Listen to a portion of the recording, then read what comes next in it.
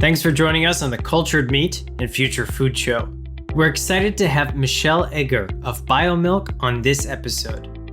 As a passionate food scientist, Michelle looks to combat global food security and malnutrition in everything she does.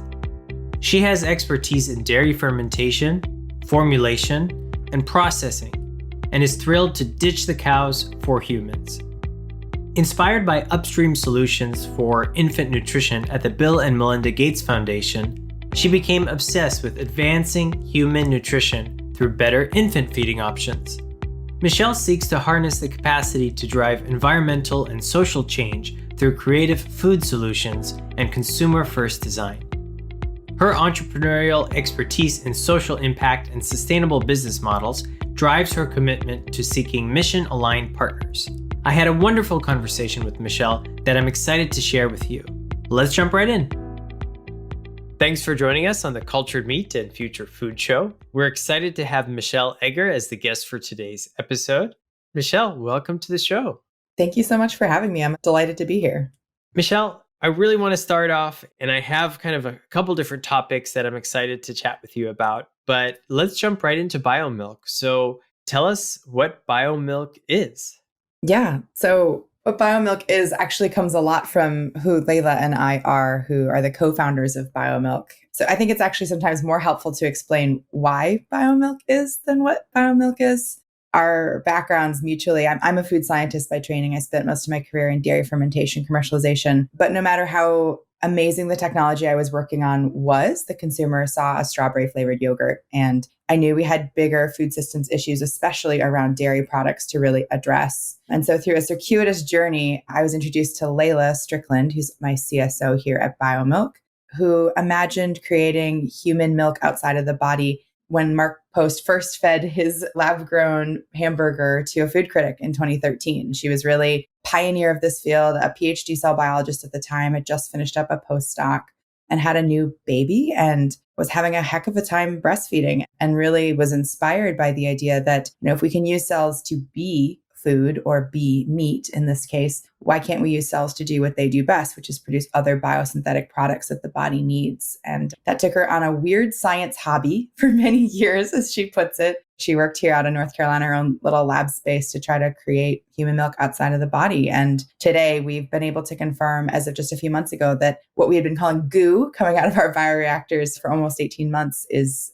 human milk, which is incredibly exciting to talk about a product that not only has huge implications on infant growth, empowerment for parents, but also is better for the planet than bovine-based infant formula. That's exciting. And so was the company founded in 2019? Is that right? Yeah, that's correct. I had finished up time with the Bill and Melinda Gates Foundation, which is where I had really been inspired about infant nutrition. I always have to give the caveat. I'm not a mom. I've never breastfed. I have deep sympathy, but I probably really don't have appropriate amount of empathy just because it's not an experience I've lived. But I had this experience at the Gates Foundation, just really thinking about the first 1,000 days of life and how impactful they are on unlocking the potential of a child and how we develop muscularly, skeletally, cognitively, immunologically. And a mutual friend saw that for a 20-something woman with no kids, I was weirdly obsessed with babies and the potential that they represented, and introduced me to Layla. And it was clear we just were so beautifully aligned on that this product, this company, really, people deserve to have this. Infant nutrition for many years has been really antiquated and frankly not innovated in. And it was really exciting to find someone so like-minded with years of tinkering with a technology that really was ready to go. And the company now is based in Raleigh, Durham. Were you and Layla both in that area when you met? Yeah. So Layla had been here for many years. Neither of us are natives. Layla's from out west and I'm from the upper Midwest. And I was here for school. I was just finishing up an MBA at Duke. I don't think either of us, when we moved to North Carolina, probably planned to stay forever. We both complain a lot about the summers, I'm not going to lie. Being where we are, we're in Research Triangle Park. So we're equidistant between 3 world-class universities. Our neighbors literally are IBM, Syngenta, Bayer. You really can't find a better biotech hub with the cost of living that we have and with such amazing growth that's not already overblown in some ways. So North Carolina has been a good home for us for Biomilk for almost 2 years. And before that, a good home for us as people while we were finishing up other parts of our lives.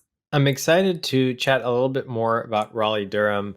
But going back to founding the company in 2019, it's strange to say it as if it's over because it's not, but that was the pre-pandemic era. How was starting a startup in 2019, considering what has happened with the world in the pandemic in 2020? We actually joke that Biomilk was born in a remote world, more or less. While we were established in 2019, we really weren't starting to have conversations with investors or potential employees until January or February of 2020. And pretty quickly went from like, oh, Layla and I meet at the co-working space for a few hours a day to like, maybe we can't do that anymore. And gosh, maybe all those trips we had planned to go meet with investors, maybe that all has to go to Zoom. And frankly, we raised our seed round entirely remotely. In fact, ironically enough, we had our investors for the first time out in person last week to North Carolina, like 18 months later for some of our seed investors. And had never met them in person. So we were taking bets on like how tall people were before they arrived, because it was strange to spend, like a lifetime of time with an investor or a mentor and literally have no idea what they look like other than shoulders up.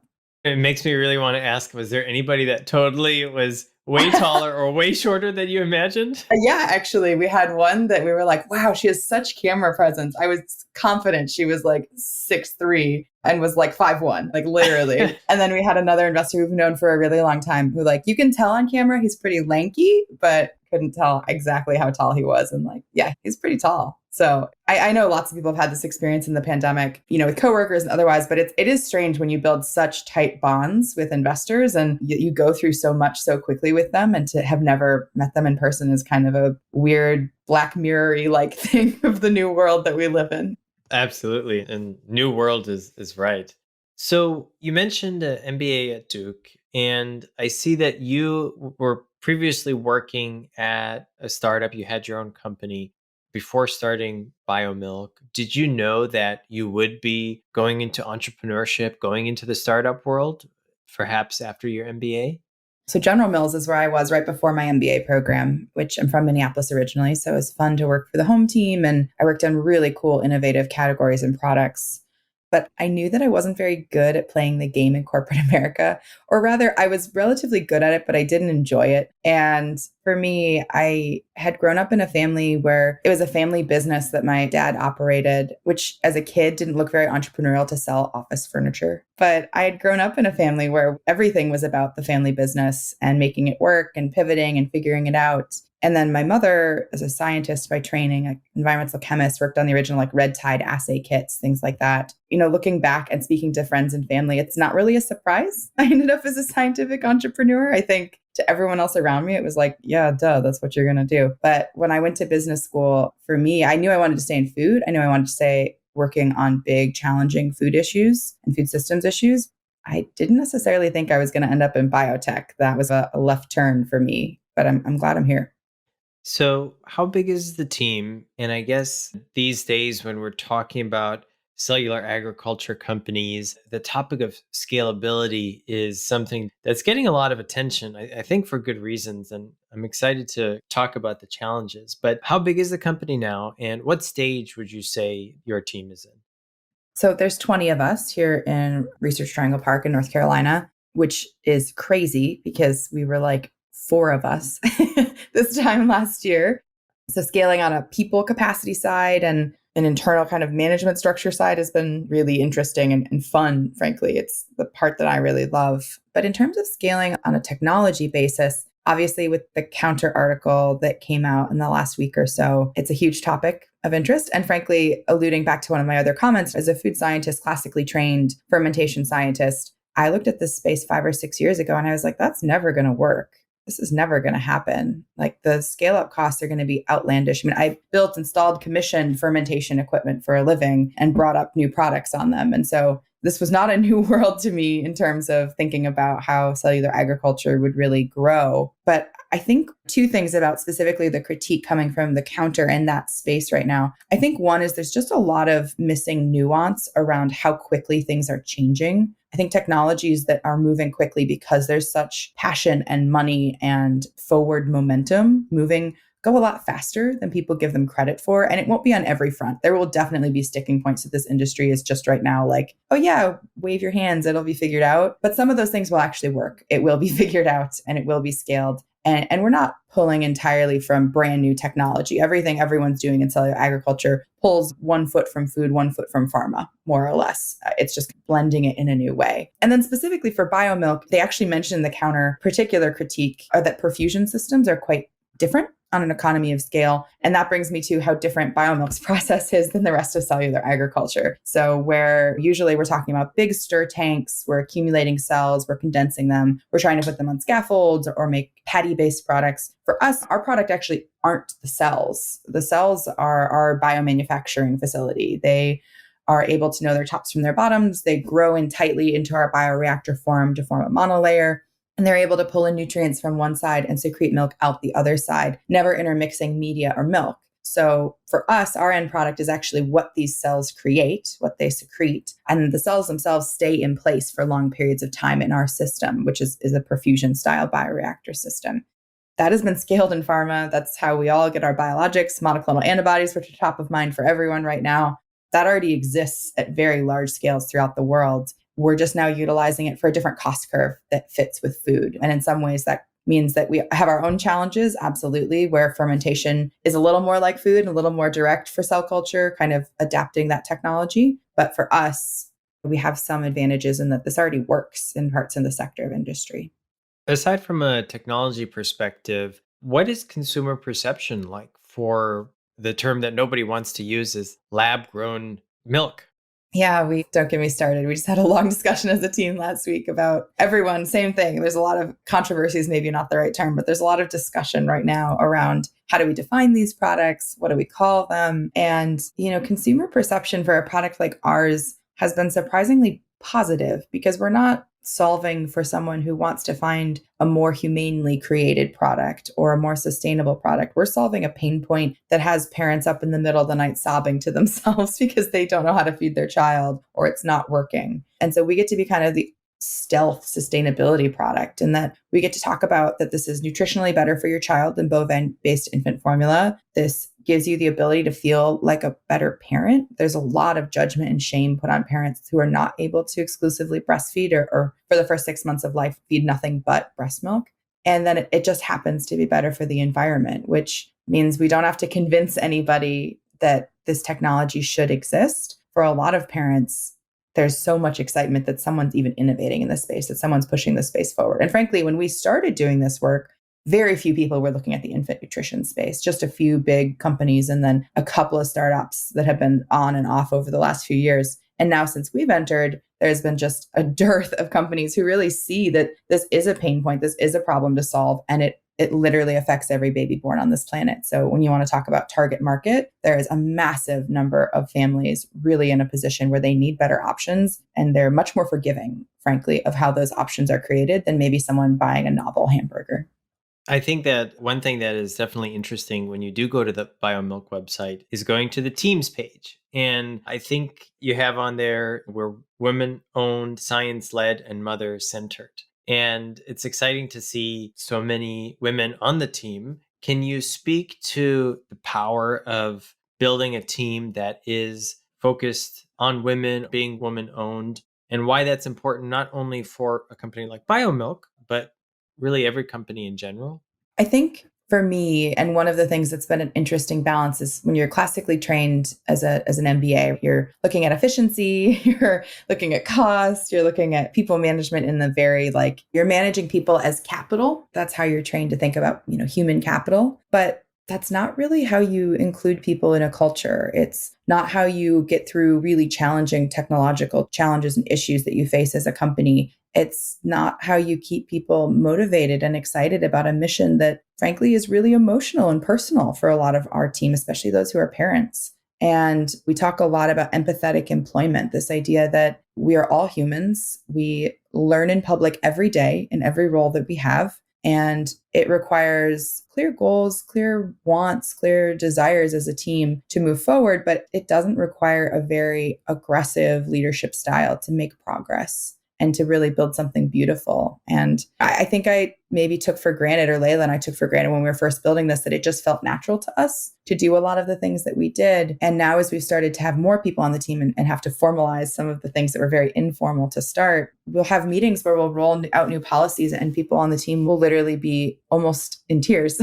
with delight that we're thinking about us and as an organization in a way that a lot of groups really haven't. Most people who work for startups work insane hours, don't have great benefits, generally are taken advantage of to some extent in the name of progress. And our team doesn't. We have good work-life balance, a strong collaboration. In fact, if anything, I think we're too nice sometimes, if that's even a possibility.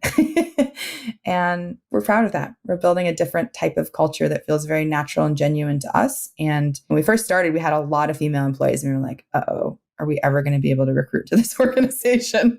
Maybe it's too emotional, too touchy-feely, but it takes all types. And we found that we're a breath of fresh air for pretty much everyone who comes out of industry and is ready to find a place where they really get to be truly a part of a team, not just in name, but in reality. I think you mentioned it regarding the MBA studies, but you're right. A lot of the business books or traditional training for scaling or growing a company is not really empathy focused. And so what kind of resources did you tap into to figure out how to write the game plan? Or was it something that you and Layla really conjured up yourselves? We've had a lot of deep discussion about what type of place we wanted Biomilk to be. And so I don't think we were always as good about pressure testing every policy before we rolled it out or seeking lots of counsel. But it's pretty easy when you have a clear North Star that you want people to thrive. You want them to be as passionate about the mission as you are. And you want to give people the space and latitude to be able to try new things, to take risks, to, the term fail fast is way overused, but frankly, have an environment where you can make mistakes and learn from them. We as a team can learn from them. Once you keep that as your core, it's pretty easy, frankly, to make decisions that seem right for the team. And let me be clear, we have had many moments where, we'll try something and a week later in the next meeting, it'll be like, clearly that's not working. And we've got to try again and figure out what the next iteration is. But if you're able to pivot on a dime and do that with your product every 2 or 3 weeks or on your strategy every 7 to 10 weeks, why shouldn't you be able to do it with your team too and figure out what the right balance is? And I think so often people management, HR, all of these terms really dehumanize the fact that we spend an incredible amount of time together and everyone just wants to feel like they belong and the work they're doing is meaningful. If you keep that at the forefront of your mind, it becomes really easy to make decisions, Layla and I, of what's right to do by our team. Would you say that being in Raleigh, Durham is kind of an ingredient to part of the success for that? Is Raleigh, Durham and the Research Triangle really critical for everything that you're building? Or is it kind of location agnostic? I think we have a different culture here, likely than other biotech centers of the country. Most of the people who work in Research Triangle Park are incredibly educated, but we live in North Carolina. So we're just a little more humble. We're still the fourth most concentrated city in the US in terms of PhDs. We have incredible powerhouse companies surrounding us. Basically, everyone you meet is brilliant and passionate. But we go home to houses with yards where we play with our dogs. And I live out in the woods where I have 300-year-old trees on my property. I mean, it's a different work-life balance than many other parts of the country where biotech's really booming right now. And it makes it a lot easier to be a happier, more engaged, more delighted employee, especially in our field where we're really thinking a lot about families and supporting caregivers. We were doing that kind of before it was cool in the pandemic. And it's a lot easier to be able to support that in a place where people can really live a full life outside of work. They're not just there because that's where they feel like they have to be a part of the action. And I do think it helps enhance a culture that's a little more grounded and a little more passionate about what we're doing. That's what drives us, not where we are or who we do it with. As Biomilk grows from 20 to 200, what are some of the challenges that now as an entrepreneur, as a startup founder, you are looking out to or looking to solve? What kind of challenges, either from a business perspective or even from a scientific perspective, more generally, are you and your team looking to overcome?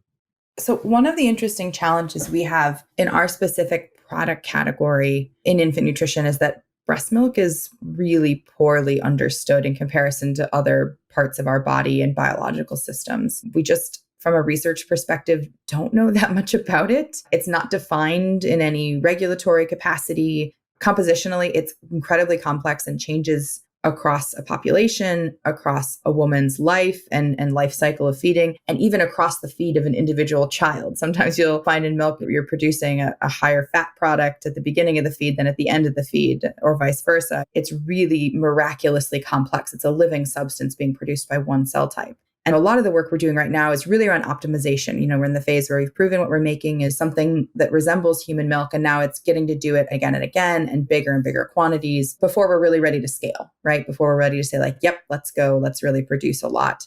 I don't take for granted, nor does the rest of the team, that as we're doing that hard work, we're also defining for the infant nutrition sector what should be there.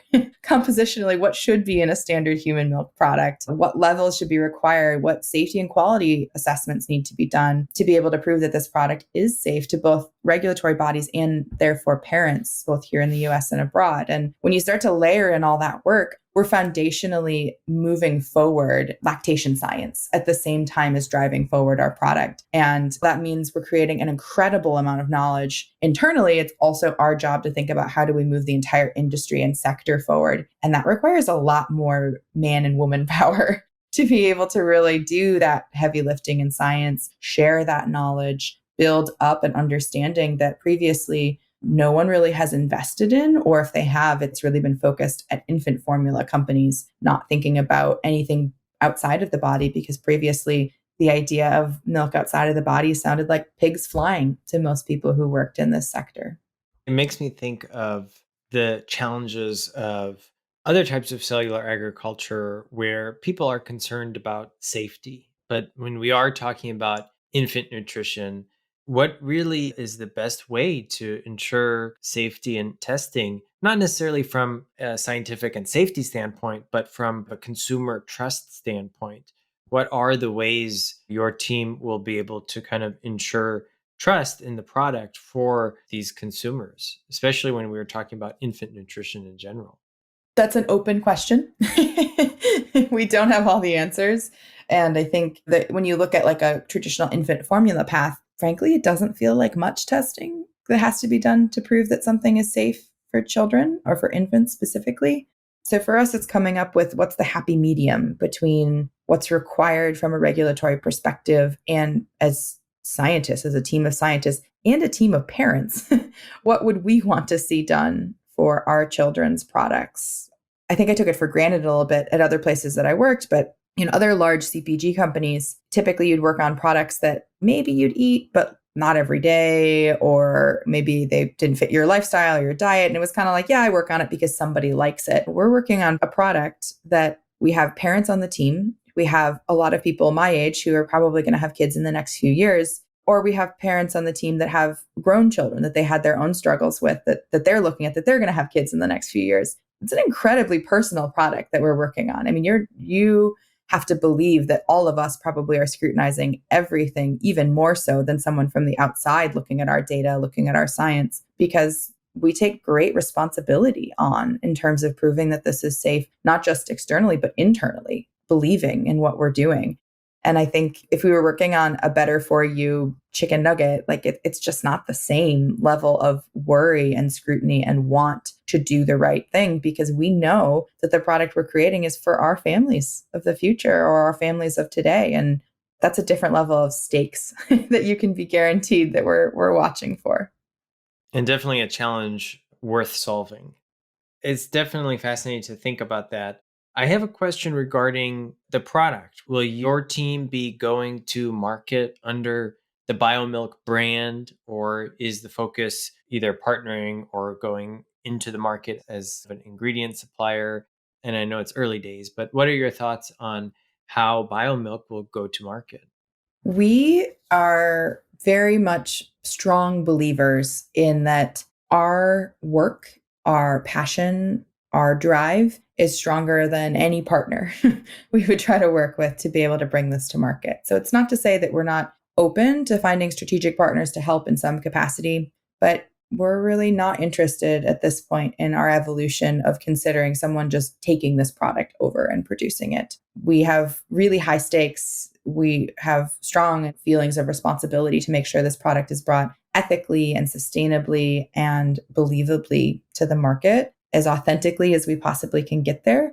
And for us, that means we probably have to do it ourselves in a lot of ways. To the utilization of the Biomilk brand versus another, name or sub-brand, who knows? We'll let consumers tell us that as we get closer. But I'm a strong believer, and Layla is as well, that if you want to see technology brought into the world the way that it should be, you really have to do it yourself. You have to stay in control. You have to make sure that you are finding great partners to work with, but you're not giving up on making sure that this is the best product it can be for families. Investors listening, sorry guys, it's probably not going to be as fast of an exit as maybe someone who's willing to immediately sell out to the highest bidder, but we really believe in what we're doing, and we know that we have the right stuff to be able to get there. We just have to hopefully have good luck, good timing, and hard work to make it happen.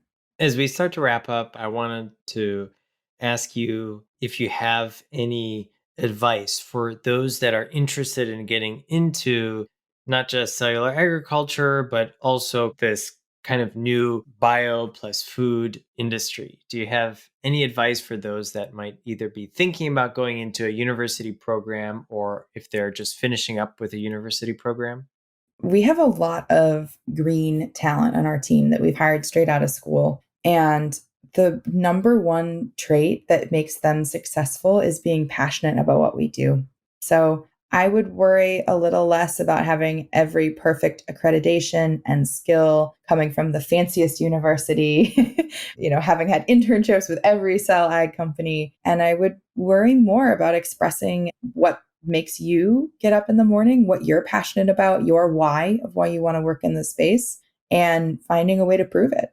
I actually had someone ask last week, being near Duke, we get a lot of applicants from Duke and from other, Ivy League schools. And I had someone ask like, oh, are you always trying to hire like the most accomplished candidate you can? And I was like, we have everyone from barely 4-year accredited degree programs who are fabulous all the way to Harvard. Like we are by no means discriminatory or cycling through people based on where they come from or what they've proven. We find people who believe deeply in that what we're doing is going to change the world. And when we find them, we're able and willing to do the rest of the training and help and building together to make sure that they're going to be a strong and capable teammate, because we can't teach passion and hard work and belief. Those are things that have to already be there. So if you are interested in this space, which if you're listening to this podcast, you probably already are, keep going after it. Just keep finding your niche and don't necessarily go for, on the same side, the biggest name in industry you can get. Find a startup, find a company, find a space that feels genuine and authentic and real to you, and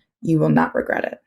You can learn more about Michelle on LinkedIn and learn more about Biomilk at www.biomilk.com. That's Biomilk with a Q, BIOMILQ.com. Michelle, do you have any last insights or announcements for our listeners today? Yeah, we actually just closed our Series A round in the last few months. We're incredibly proud of the fact that 2 women, an entirely female leadership team, was able to raise $21 million. We're actually more proud of the fact that we've brought some really amazing partners who believe in Biomilk onto the cap table. So Novo Holdings is who led the round, which is a huge life science powerhouse and really believes in the scalability of this product to be something magical, amazing for parents that can really have incredible health outcomes. We've added the first entirely female venture fund out of the EU, Green Gen Fund out of Berlin, were their first investment, and incredibly proud to support an ecosystem of investing in women from women that we believe will be the future of VC. And incredibly excited to have other breakthrough energy ventures, Blue Horizons, stay on the cap table who've been there, who are strong supporters of this space and big believers in that these technologies can be scaled, whether article agrees or not. Fabulous to have technical allies who believe in the work that we're doing. And last but not least, really strong supporters of founders. So Sparrow and Life Sciences as well as Angels, which is a network of LGBTQ folks focused specifically on DEI on boards, in companies, and incredibly excited to be able to give diversity to cap tables at other companies in this space. And they're taking cash from all kinds of people that they may not agree with their values, but we know that every partner that works with us, we are proud to have stand beside us, and they're proud to have Biomilk on their portfolio. That is super exciting. Michelle, thank you so much for being on the show. Thanks so much, Alex. And again, if you want to go to www.biomilk.com, we've just posted a whole bunch of new roles because we have cash in the bank. So if you want to come and join us here in North Carolina, drop us a line at hello@biomilk.com or apply to one of our many postings. Thanks, guys. Thank you. And this is your host, Alex, and we look forward to seeing you on the next episode. This program was produced by H Media. We'll see you soon.